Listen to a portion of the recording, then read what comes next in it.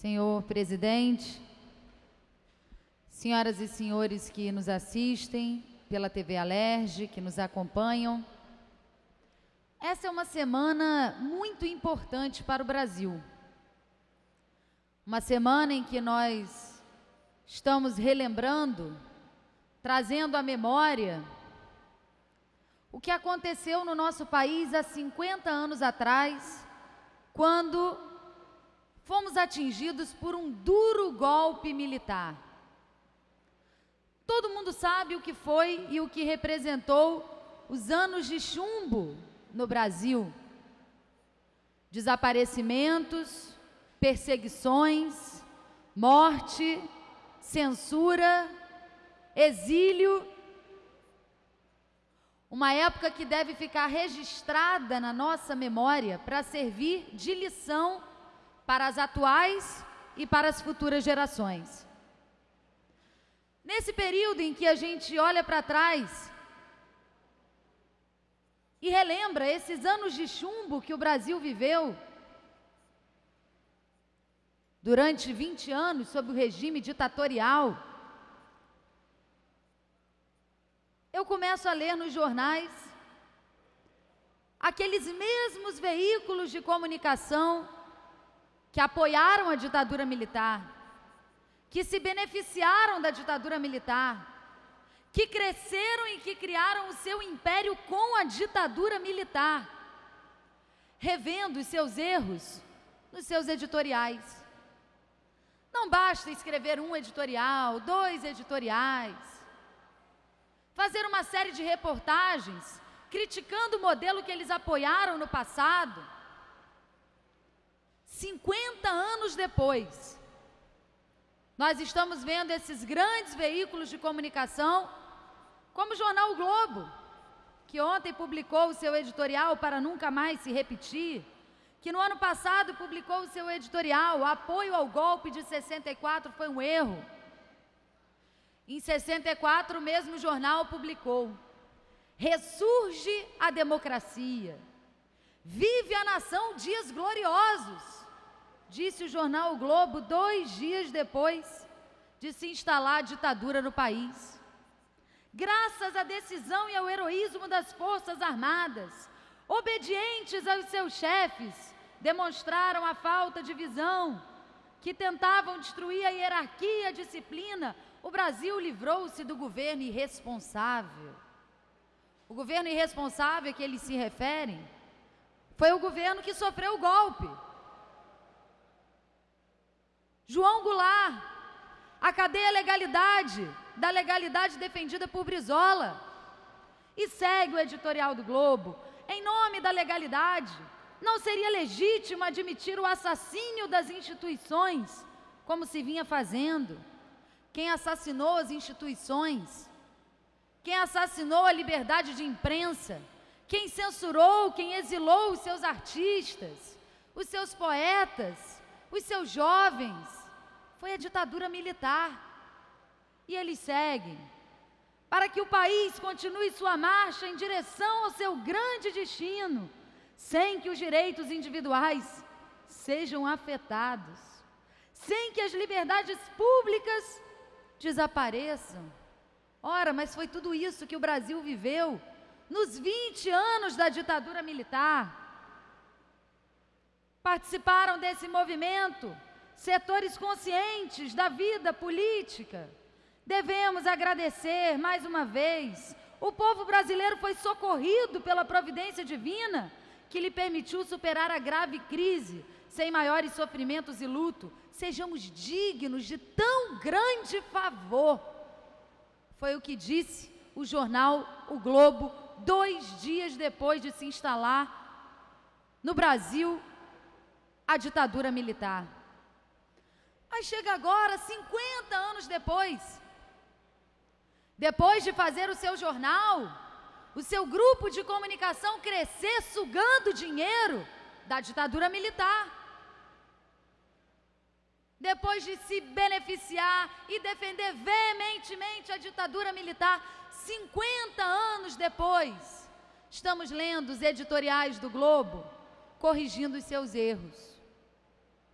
Tudo bem, todo mundo tem direito de errar, todo mundo tem direito de fazer uma reflexão, mas isso para nós precisa servir de alerta. De alerta para aqueles que acreditam na imparcialidade dos jornais. De alerta para aqueles que acreditam na imparcialidade dos veículos de comunicação.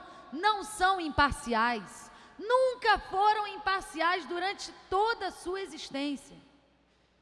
Foram sempre os interesses econômicos que guiaram os interesses dos grandes grupos de comunicação no Brasil.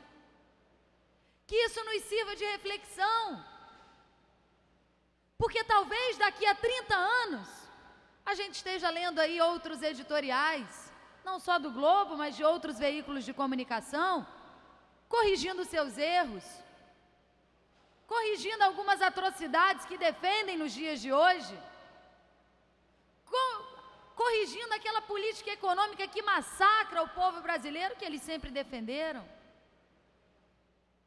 Ou será que existe imparcialidade quando a gente ouve no Jornal Nacional, oferecimento Bradesco. Numa época já foi Itaú. São os bancos, são os grandes grupos econômicos que esses editoriais, 50 anos depois, nos sirvam de exemplo hoje, para que tenhamos senso crítico, para que possamos ler os jornais e enxergar o que está por trás da notícia, porque os tempos mudaram, o discurso mudou. Imagina quem vai defender a ditadura nos dias de hoje? Bonito hoje é defender a democracia, mas mesmo aqueles que escrevem a favor da democracia, corrigindo o seu erro de apoiar a ditadura, 50 anos depois, mudam o discurso, mas não mudam a prática.